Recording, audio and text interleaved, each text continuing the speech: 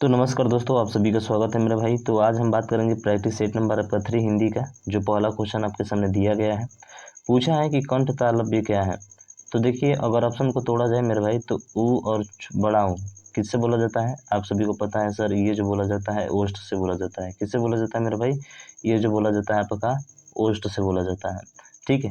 उसके बाद से र और स होता है, ये किससे बोला जाता है? तो ये मेरे भाई ये मूर्धा से बोला जाता है। किससे बोला जाता है? ये जो होता है आपका मूर्धा से बोला जाता है, र स। ठीक है। उसके बाद से ए और आई की बात करें तो भाई साहब यही बोला जाता है किससे? यही बोला जाता है आपके कंठ और तालव्य से, यानी कि ऑप्शन नंबर सी हमारा क्या होगा? राइट आंसर होगा। और इसी को क्या बोलते हैं? संयुक्त स्वर भी बोलते हैं। आपको बताया था मूल स्वर और संयुक्त स्वर, बताया था ना मेरे भाई? बिल्कुल, इसके पिछले वीडियो में बताया था, नहीं देखा तो जरूर देखिएगा।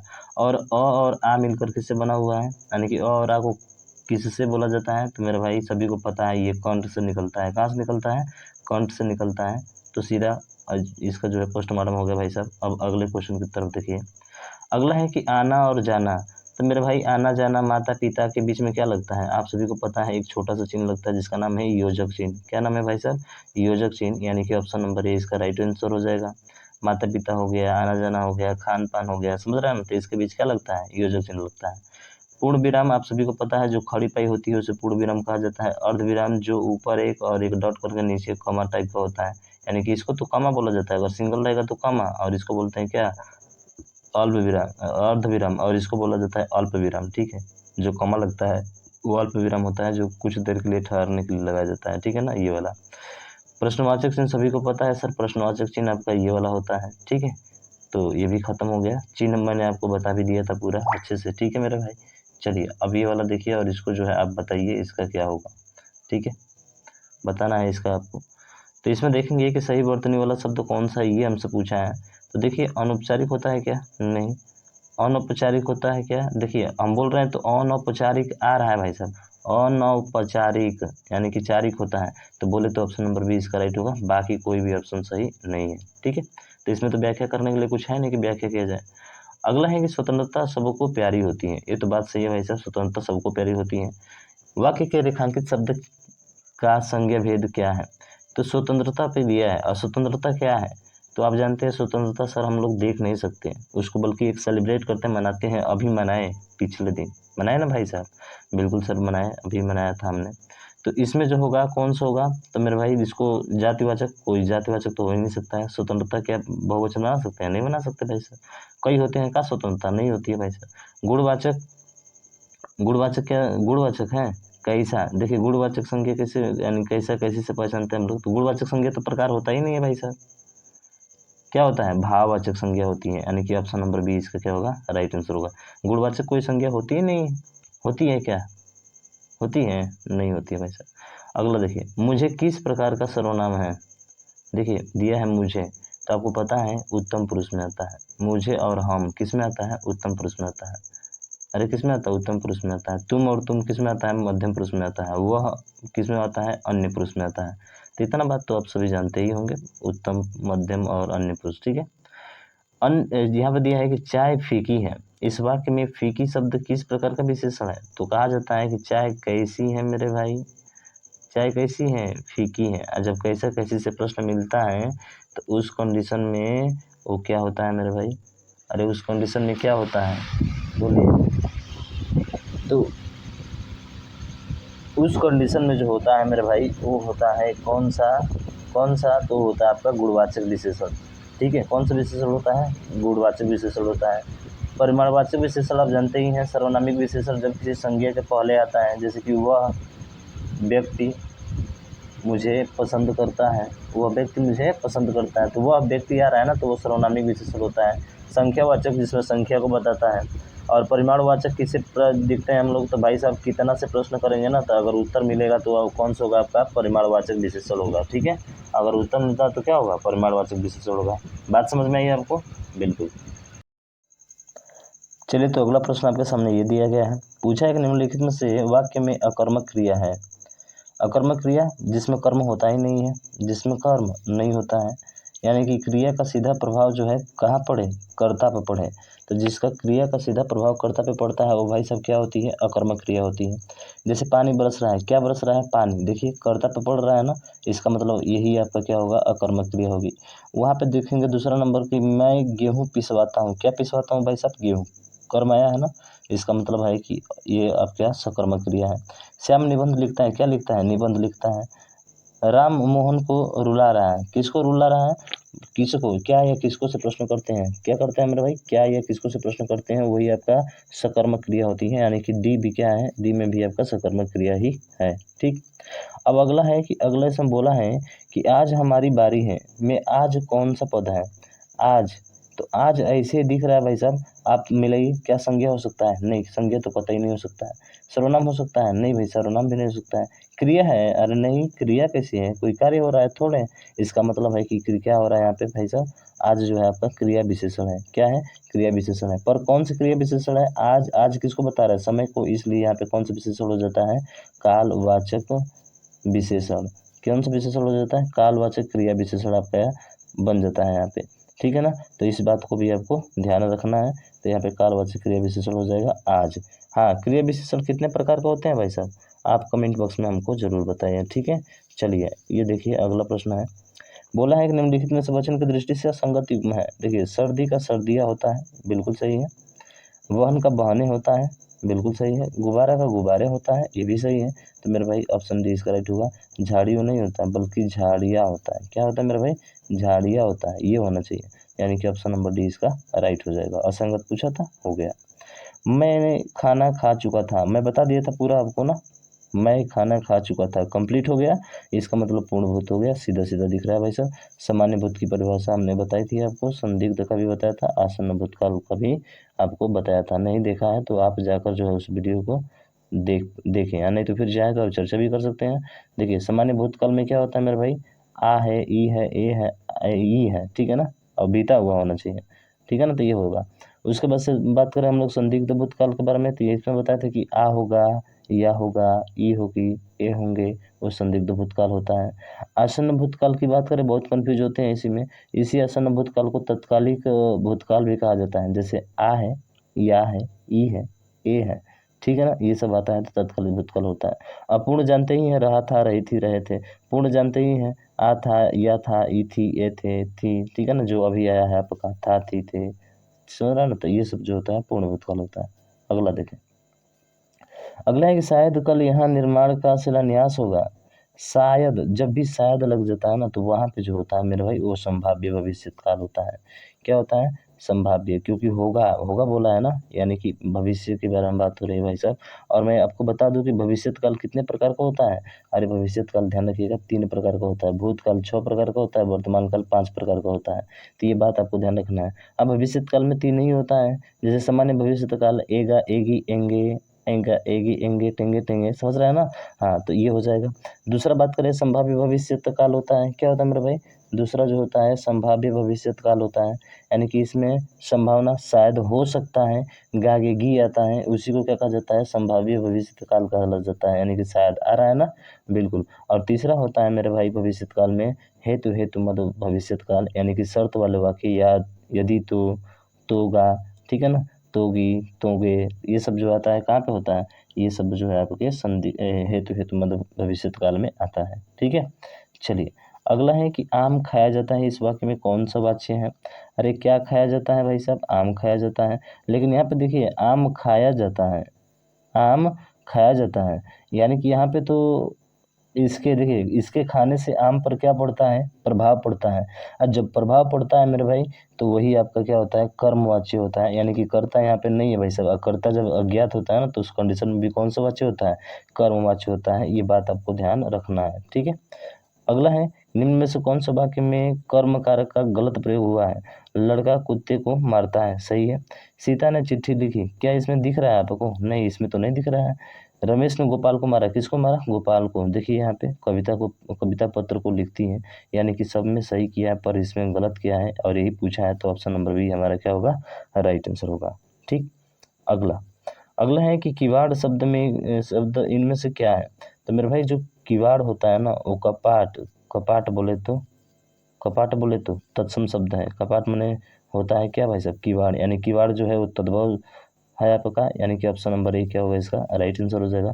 तत्सम क्या होगा तो मेरे भाई ध्यान रखना, वो कपाट होता है। तत्सम इसका क्या होता है मेरे भाई, इसका जो होता है तत्सम वो आपका कपाट होता है। इस बात को आपको ध्यान रखना है। मैं कुछ और भी बता दे रहा हूँ भाई, अब ध्यान रखिएगा। एक पूछा जाता है बहुत जो है वो आपका गोधूम है, ठीक है। गोधूम का मतलब क्या होता है, तो ध्यान रखिएगा गोधूम का मतलब होता है मेरे भाई गेहूँ। क्या होता है, गेहूँ होता है, इस बात को ध्यान रखना है। उसके बाद से कोटि की बात करें तो करोड़ होता है किरण, किरण होता है, यानी कि ड़ जो होता है न में बदल देता है। तत्सम में ड़ होता है और तद्भव में क्या होता है न बदल जाता है, ठीक है। तो ये बात आपको ध्यान रखना है।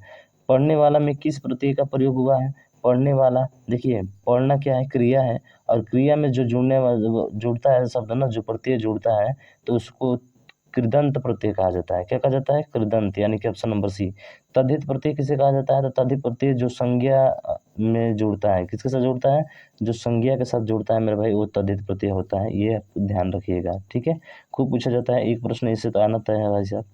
अब कुटिल, इसमें बोला है कि विलोम शब्द युगों में असंगत है, तो कुटिल का सहज नहीं, देखिए कुटिल का सहज नहीं होता है, कुटिल का सरल होता है मेरे भाई। क्या होता है, कुटिल का सरल होता है। बाकी ज्योति मन प्रकाश होता है, तम मन अंधकार होता है, बिल्कुल सही है। ताप शीतल शीत, यानी ये भी सही है। जीवित, भाई जीवित का मृत्यु तो होता ही है, ठीक है। इसका मतलब केवल ऑप्शन नंबर ए में इसने मिस्टेक किया था मेरे भाई, तो ऑप्शन ए ही इसका क्या हो जाएगा, राइट आंसर हो जाएगा, ठीक है। अगला है कि निम्नलिखित में से एक शब्द युग्म सरस्वती का प्रवाची नहीं है। सरस्वती, भाई सब सरस्वती का प्रवाची शब्द नहीं है, ये आपसे पूछा गया है। तो देखिए जो हेम है ना, जो हेम और हिरण है, ये सरस्वती का प्रवाची शब्द नहीं है, यानी कि ऑप्शन नंबर ए आपका राइट आंसर हो जाएगा मेरे भाई, ठीक है। हेम किसका है, तो हेम स्वर्ण का है भाई। किसका है, ध्यान रखिएगा। हेम जो होता है वो स्वर्ण का प्रवाची शब्द है। स्वर्ण मन जानता है ना सोना होता है, स्वर्ण मन सोना होता है। हेम होता है, सोना होता है, कनक होता है, कुंदन होता है, कंचन भी होता है। ये ध्यान रखना, कंचन का मतलब भी सोना होता है। बाकी गिरा, बीड़ापाड़ी, शारदा बागीसा, भारती वाड़ी, यह सभी जो है किसके प्रवाची हैं, तो ये सभी सरस्वती माता जी की प्रवाची शब्द हैं।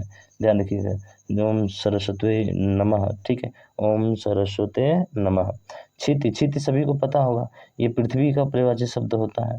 क्षिति पृथ्वी का होता है, सही बोल रहे हैं मास्टर साहब, बिल्कुल सही बोल रहे हैं यार, पृथ्वी का ही होता है। बादल का प्रवाची शब्द, सरोवर का प्रवाची शब्द, कमल का प्रवाची शब्द, बताइए इनका प्रवाची शब्द क्या क्या होता है, बताइए मेरे भाई, इनका बताइए। कमल का बोले तो कमल का जिसके लास्ट में क्या लगा रहता है, ज्यादातर ज लगता है, जैसे जलज, ज है ना, जलज लास्ट में ज होता है। पंकज, अंबुज, नीरज, सरोज, राजीव, नंदीवर, ठीक है ना, सरोज, राजीव, नंदीवर, नंदीवर भी होता है, एक ध्यान रखिएगा, वर इसमें जा रहा है, नंदीवर भी होता है, इसको ध्यान रखना है। उसके बाद से बादल की बात करें तो बादल में द आता है, बादल में क्या आता है, द आता है। जैसे जलद हो गया, जलज से जलद हो गया, नीरद हो गया, और भी बादल के प्रवचन शब्द घन हो गया, मेघ हो गया, कहता ना मेघ जो है लगे हुए हैं। वरिधर होता है, पयोधि भी होता है, सारंग होता है, अभ्र होता है, ठीक है। ये सभी किसके हैं, बादल के हैं, समझ रहे हैं ना। सरोवर की बात करें तो पोखर हो गया, ताल तालाब जो गांव का होता है भाई साहब, कहते हैं ना कि चल पोखरा में नहाए, बोलते हैं ना भाई साहब, हाँ। सरसी हो गया, पुष्कर हो गया, हृद हो गया, जलाशय हो गया, तो ये सभी किसके हैं, सरोवर के परिवाची हैं। मैं बोल रहा हूँ आप उसको लिख लेना भाई साहब, ठीक है ना, उसको लिख लीजिएगा जरूर। अगला देखें, इनमें से कौन सा शब्द जो है परिकर का अनिकार्थी नहीं है। देखिए परिकर का अनिकार्थी नहीं पूछा है, पर परिकर का मतलब परिवार भी होता है, समूह भी होता है, कमरबंद भी होता है, पर क्षत्रिय नहीं होता है मेरे भाई, यानी कि ऑप्शन नंबर डी इसका अलग हो जाएगा, ठीक। अगला अगला है कि भवन और भुवन का अर्थ किस विकल्प में सही है। तो भवन माने महल होता है, तो इसमें तो नहीं दिया, इसमें नहीं दिया, केवल ऑप्शन नंबर सी में है, तो सी खत्म। भवन का मतलब महल और भुवन का मतलब जगत होता है, संसार होता है, ठीक है मेरा भाई, समझ में आ रहा है ना, अरे समझ में आ रहा है, बिल्कुल। जिसने ऋण चुका दिया हो, उस इस शब्द समूह के लिए एक शब्द बताइए। तो जिसने ऋण चुका दिया, जो कर्ज लिया रहता है उसे ऋणी कहा जाता है, लेकिन जिसने चुकाया उसे ऊ ऋण कहा जाता है। क्या कहा जाता है मेरे भाई, उसे ऊ ऋण कहा जाता है। कृतज्ञ का मतलब क्या होता है, जो उपकार को क्या करने वाला होता है, मानने वाला होता है। अरे जिसने जो है जो उपकार को मानता है उसे कृतज्ञ कहा जाता है। वेरी वेरी इंपॉर्टेंट क्वेश्चन बनता है भाई साहब, हमेशा पूछा जाता है, ये ध्यान रखना, ठीक है। अगला है कि जिसकी दो माताएं हों, अब जिसकी दो माता होती है उसे क्या कहा जाता है, तो ध्यान रखना, उसे द्वयं मातुर कहा जाता है। उसे क्या कहा जाता है, द्वयं मातुर कहा जाता है, ये बात आप ध्यान रखेंगे। अगला है कि नवोढ़ा का संधि विच्छेद क्या होगा। नवोढ़ा, तो देखिए नवोढ़ा का होता है ना कि यानी कि ऊ का मात्रा जो आता है बड़ा ऊ का आता है, यानी कि देखा जाए तो ऑप्शन नंबर सी ही क्या होगा इसका राइट आंसर होगा, यानी कि नव धन ऊढ़ा, यानी कि अ और ऊ को मिलाकर क्या बनता है, आपको बताए थे ओ बनता है। क्या बनता है मेरे भाई, ओ बनता है, चाहे छोटा ऊ रखो चाहे बड़ा ऊ रखो, ओ बनता है। और वो जो होता है कौन सी संधि होती है, आप कहेंगे सर यहाँ पे जो संधि होती है आपकी गुण संधि होती है मेरे भाई। कौन सी संधि होती है, गुण संधि होती है, इस बात को भी आपको ध्यान रखना है, ठीक है। चलिए अगला देखिए, अगला है कि निरीह का संधि विच्छेद इनमें से कौन सा होगा। तो देखिए बहुत ही बेहतरीन और इम्पोर्टेंट क्वेश्चन है भाई साहब, निरीह शब्द भी, ठीक है ना। ऐसे तो सारे महत्वपूर्ण है, कोई कम किसी से नहीं है भाई साहब, समझ रहे हैं ना। तो इसका जो संधि विच्छेद होगा वो कौन सा होगा भाई, वो होगा आपका ऑप्शन नंबर बी, निह धन इह होता है भाई साहब, इसी को निरीह कहा जाता है। यहाँ पे विसर्ग संधि है, ठीक है ना। कौन संधि है, विसर्ग संधि है। कुछ और भी बता दूं, जैसे निश्चय का पूछा जाता है खूब यार, तो निह धन क्या होता है, ध्यान रखना, निह धन चय होता है, इसको बोला जाता है निश्चय। क्या बोला जाता है, निश्चय। तपोवन बोला जाता है, जैसे तपह धन वन, अरे तपह धन क्या होता है, वन, इसको बोलते हैं क्या, तपोवन बोलते हैं। तो ये भी ध्यान रखेंगे, बहुत ही महत्वपूर्ण शब्द है, खूब पूछे जाते हैं। निम्नलिखित में से कौन सा शब्द तत्पुरुष समास का उदाहरण है। अरे भाई तत्पुरुष समास का उदाहरण कौन सा है, तो देखिए राजपुरुष, इसका मतलब होता है राजा का पुरुष। अरे कहा रहा है ना, इसका मतलब यहाँ पे कौन सा पुरुष हो जाएगा, ये आपका तत्पुरुष हो जाएगा।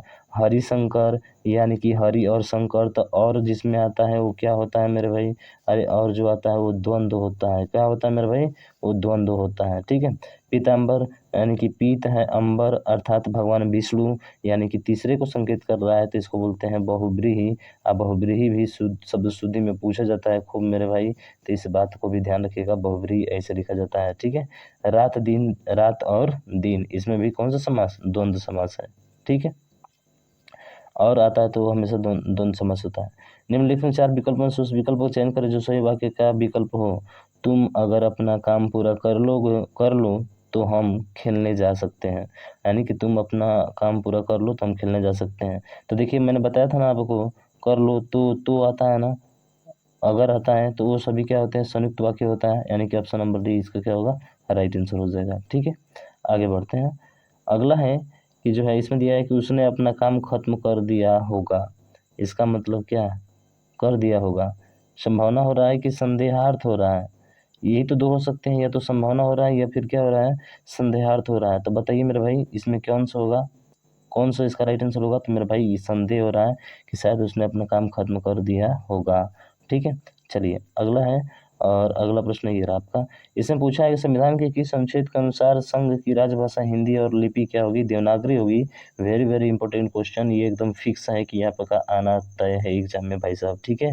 तो ध्यान रखिए, अगर बात करें हम लोग 343 की, शुरुआत 343 से 351 को तक जो है हिंदी का उल्लेख किया गया है, यानी कि भारतीय संविधान के अनुच्छेद 343 के फर्स्ट में ये बताया गया है कि यह जो है क्या होगी, संघ की राजभाषा होगी, यानी कि ऑप्शन नंबर डी तो इसका क्या होगा, राइट आंसर होगा। 344 की बात करें मेरे भाई, तो इसमें बताया गया कि राजभाषा के संबंध में आयोग और संसद की समिति, यानी कि आयोग और संसद की समिति राजभाषा के संबंध में, ठीक है।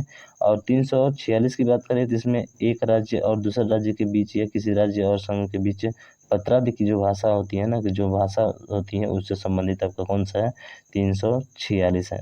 कौन सा मेरे भाई, 346 है, ये आपको ध्यान रखना है, ठीक है ना। चलिए अगला क्वेश्चन, और अगला है कि भगवती चरण शर्मा वर्मा की जो है पुस्तक कौन सी है। देखिए इनकी पुस्तक है चित्रलेखा, कौन सी मेरे भाई, इनकी पुस्तक जो है वो है आपकी चित्रलेखा, इसको ध्यान रखिएगा, ठीक है। यह उपन्यास पाप और पुण्य की समस्या पर आधारित है, किस पर आधारित है, पाप और पुण्य की समस्या पर, ध्यान रखना है, ठीक। किस मुहावरे का अर्थ बहुत नाजुक होता है। अरे बहुत नाजुक का मतलब क्या होता है, तो देखिए पानी पानी होना, अगर मैं बात करूँ पानी पानी क्या होना, तो पानी पानी होना का सेंस यहाँ पे क्या होगा, लज्जित होना। पानी पानी होना का मतलब क्या होता है मेरे भाई, ध्यान रखिएगा, लज्जित होना। पानी पानी होना मतलब क्या होना, लज्जित होना। चूड़ियाँ पहनना, यानी कि कायर होना, चूड़ियाँ पहनना मतलब क्या होना, कायर होना। और दूध के दांत न टूटना, दूध के दांत न टूटना मतलब क्या होता है, दूध के दांत अभी उसके नहीं टूटे हैं, यानी कि अनुभवहीन होना। क्या होना मेरे भाई, अनुभवहीन होना, ध्यान रखिएगा। तो बताइए बचा क्या, ऑप्शन नंबर सी, तो सी इसका राइट आंसर हो जाएगा।